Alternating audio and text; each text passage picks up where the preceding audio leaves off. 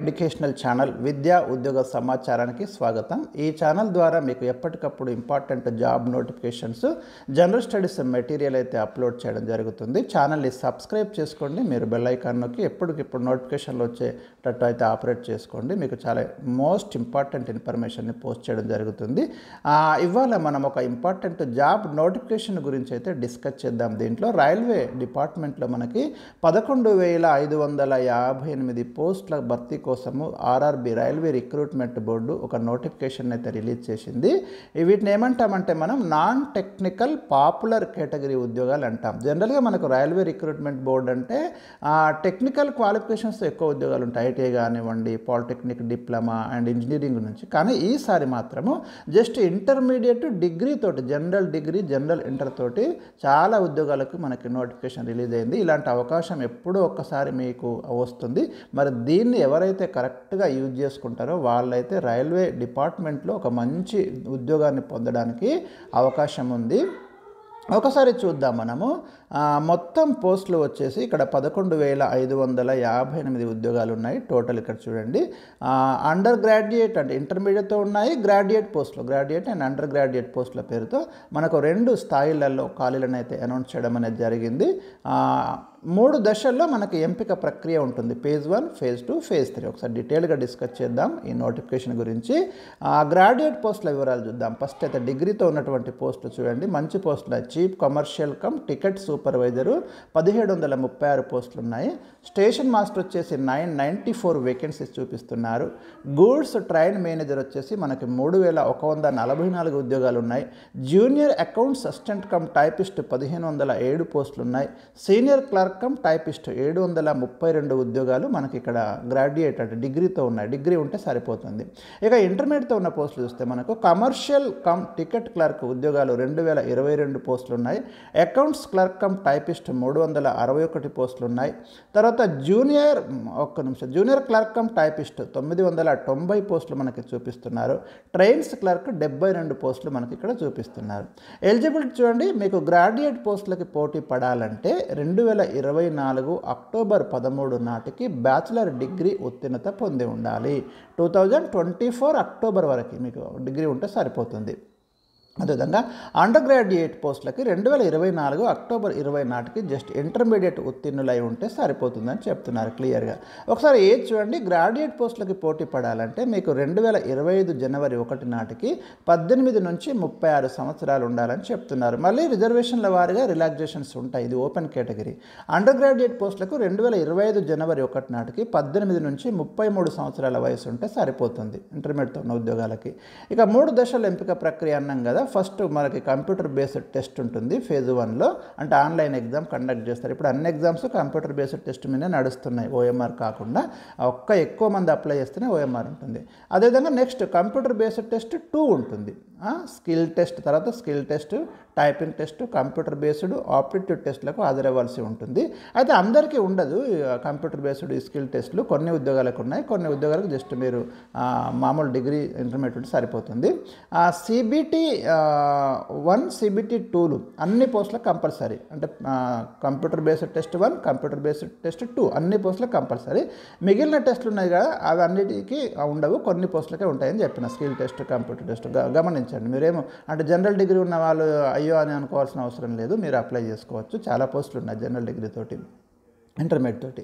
ఇక computer based test 1లో చూద్దాం మనము. ఇక్కడ ఎంపిక ప్రక్రియ తొలి దశ మనకి ఫస్ట్ చెప్పిన కదా, కంప్యూటర్ బేస్డ్ టెస్ట్ అని 3 పార్ట్స్ ఉంటాయి మనకి. 100 మార్కులకి కండక్ట్ చేస్తారు, 100 మార్క్స్. అందులో మీకు జనరల్ అవేర్నెస్ నుంచి 40 క్వశ్చన్స్, అంటే జనరల్ స్టడీస్, జనరల్ నాలెడ్జ్ మీద కమాండింగ్ సంపాదించండి. మ్యాథమెటిక్స్ నుంచి 30 క్వశ్చన్స్ వస్తాయి. జనరల్ ఇంటెలిజెన్స్ అండ్ రీజనింగ్ నుంచి 30 క్వశ్చన్స్ వస్తాయి. 30, 60 ప్లస్ 40 అంటే 100 క్వశ్చన్స్కి అయితే మీకు ఇక్కడ ఎగ్జామ్ కండక్ట్ చేస్తారు. ఒక ప్రశ్నకు 1 మార్క్ ఉంది. 1.5 అవర్లో మీరు ఈ క్వశ్చన్స్కి మీరు ఆన్సర్స్ అయితే గుర్తించాలి.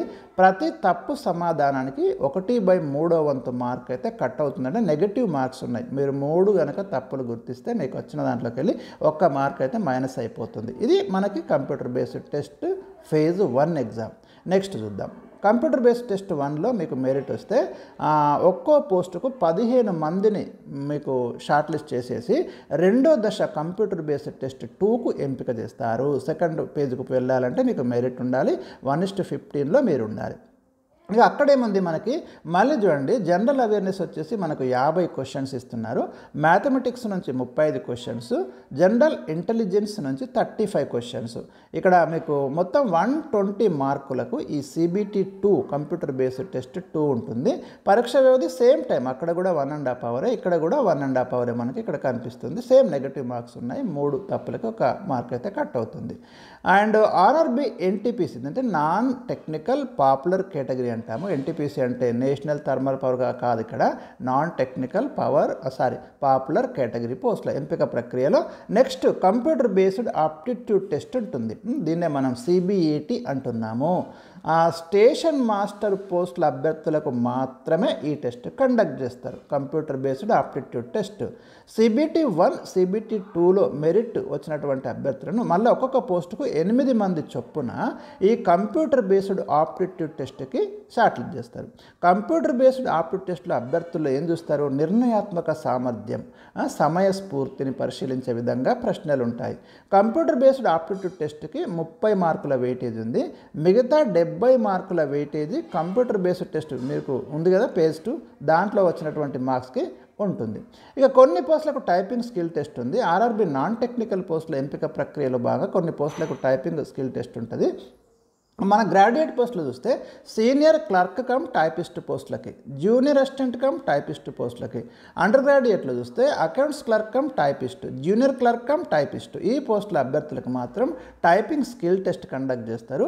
ఈ టైపింగ్ స్కిల్ టెస్ట్లో భాగంగా ఇంగ్లీష్లో నిమిషానికి 30 పదాలు, హిందీలో నిమిషానికి 25 పదాల చొప్పున మీరు కంప్యూటర్లో టైప్ చేయాల్సి ఉంటుంది. అంటే బేసిక్గా మీకు కంప్యూటర్ నేర్చుకొని ఉంటే సరిపోతుంది. ఇది ఈజీగా క్వాలిఫై కావచ్చు, పెద్ద ఇబ్బంది అయితే మీకు ఏమీ కూడా ఉండదు. Okay right. ఇక రాత పరీక్షలో రాణించాలంటే మరి ఏమేమి ఉండాలని ఒక్కసారి చూద్దాం. అన్ని లాస్ట్ డేట్ ఇవి కూడా మనకి ఇక్కడ ఇవ్వడం జరిగింది. ఏ తేదీలోపు అప్లై చేసుకోవాలి ఇక్కడ చూడండి. మీకు ముఖ్య సమాచారం, దరఖాస్తు విధానం. దేశవ్యాప్తంగా ఉన్న 21 RRBల్లో ఖాళీలు ఉన్న నేపథ్యంలో అభ్యర్థులు ఏదో ఒక RRBకి మాత్రమే అప్లై చేసుకోవాలి, అన్నిటి కాదు, ఏదో ఒక RRBకి చేసుకోవచ్చు. మీరు అభ్యర్థులు తమకు ఆసక్తి ఉన్న RRB వెబ్సైట్ ఓపెన్ చేసి ఆన్లైన్ అప్లికేషన్ మీద లింక్ మీద క్లిక్ చేసి తమ అప్లికేషన్ ప్రక్రియను కంప్లీట్ చేయాలి. RRB సికింద్రాబాద్ అభ్యర్థులు అయితే ఇక్కడ ఇచ్చింది చూడండి, rrbsikindrabad.gov.in అనే వెబ్సైట్ ఓపెన్ చేసి మీరు ఆన్లైన్ అప్లికేషన్ లింక్ మీద క్లిక్ చేయండి. ఆన్లైన్ దరఖాస్తు లాస్ట్ డేట్ చూడండి, మీరు ఎక్కడ దాకా ఉంది మనకి 2024 అక్టోబర్ 13 దాకా ఉంది. అండర్ గ్రాడ్యుయేట్ పోస్టులకైతే అంటే ఇంటర్మీడియట్ తోటి 2024 అక్టోబర్ 20 దాకా మీరు అప్లై చేసుకోవచ్చు. పూర్తి వివరాలకు ఇంకా కంప్లీట్ వెబ్సైట్ అడ్రస్ ఇదండి, RRB Secunderabad GOV.in. Okay last date చూసింది కదా, అక్టోబర్ 13 అండ్ అక్టోబర్ 20. ఒకసారి మనం సిలబస్ కూడా క్లియర్గా డిస్కస్ చేద్దాం, ఎలాంటి ప్రశ్నలు వస్తాయి మీకు.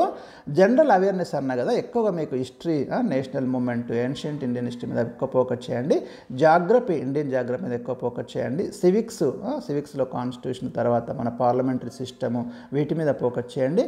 దీనికోసం మీరు 6th నుండి 10th క్లాస్ వరకు సోషల్ టెక్స్ట్ బుక్స్, ముఖ్యమైన ఇంపార్టెంట్ డేట్స్, యుద్ధాలు, కొన్ని రికార్డ్స్, న్యాచురల్ రిసోర్సెస్, బౌండరీస్, ఇండియాకి చుట్టుపక్కల ఉన్న కంట్రీస్, రివర్స్, సముద్రాలు, పర్వతాల మీద అవగాహన పెంచుకోవాలి. తర్వాత పాలిటిక్స్లో మీకు రాజ్యాంగం గురించి ప్రాథమిక అవగాహన ఉండాలి. జనరల్ సైన్స్లో చూస్తే హ్యూమన్ రిలేటెడ్ టాపిక్స్ ఎక్కువ వస్తాయి, హార్మోన్స్ కానివ్వండి, విటమిన్స్ కానివ్వండి, వ్యాక్సిన్స్, వ్యాధులు, వీటి మీద ఎక్కువ క్వశ్చన్స్ వస్తాయి. మోడర్న్ ఫిజిక్స్ మీద కాన్సన్ట్రేషన్ చేయండి.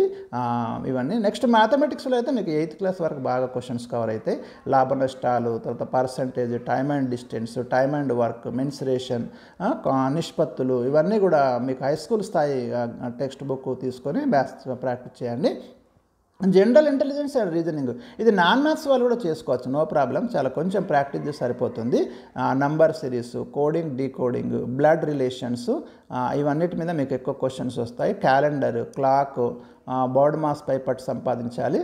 ఆల్ఫాబెటికల్ ఆర్డర్స్ 1 to 25 వరకు మ్యాథమెటికల్ టేబుల్స్పై అవగాహన ఉండాలి. ప్రీవియస్ పేపర్స్ గత ప్రశ్నపత్రాన్ని బాగా ప్రాక్టీస్ చేయండి. నేను నా వీడియోలో కొన్ని ప్రీవియస్ ఆర్ఆర్బీ క్వశ్చన్స్ మీకు అప్లోడ్ చేస్తాను. ఎందుకంటే డైలీ జీకే పేరిట మీకు ప్రతిరోజు 10 క్వశ్చన్స్ ఎక్స్ప్లెయిన్ చేస్తున్నా. ప్రీవియస్ ఎగ్జామ్స్, డిఫరెంట్ ఎగ్జామ్స్లో వచ్చిన క్వశ్చన్స్, ఆర్ఆర్బీలో వచ్చిన క్వశ్చన్స్ కూడా నెక్స్ట్ వీడియోస్లో మీకు నేను పంపిస్తాను. మీరు చూడండి, డెఫినెట్గా మీకు యూజ్ అవుతాయి. ప్రీవియస్ క్వశ్చన్స్ తీసుకుంటా. ఫలితంగా ఆయా అంశాలకు లభిస్తున్న వెయిటేజీ, ప్రశ్నలు అడుగుతున్న తీరు, ప్రశ్నల క్లిష్టత స్థాయి వంటి వాటిపై అవగాహన పొందొచ్చు. సో ఇదండి ఈరోజు మీకు నేను ఇచ్చినటువంటి ఇంపార్టెంట్ జాబ్ ఇన్ఫర్మేషన్. మరి మీరు ఈ వీడియోను తప్పకుండా లైక్ చేయండి. మీరు ఎంత ఎక్కువ మంది లైక్ చేస్తే అంత ఎక్కువ మందికి వీడియో రీచ్ అవుతుంది. మనం అంత ఎక్కువ మందికి సర్వీస్ ఇవ్వచ్చు. Thank you for watching.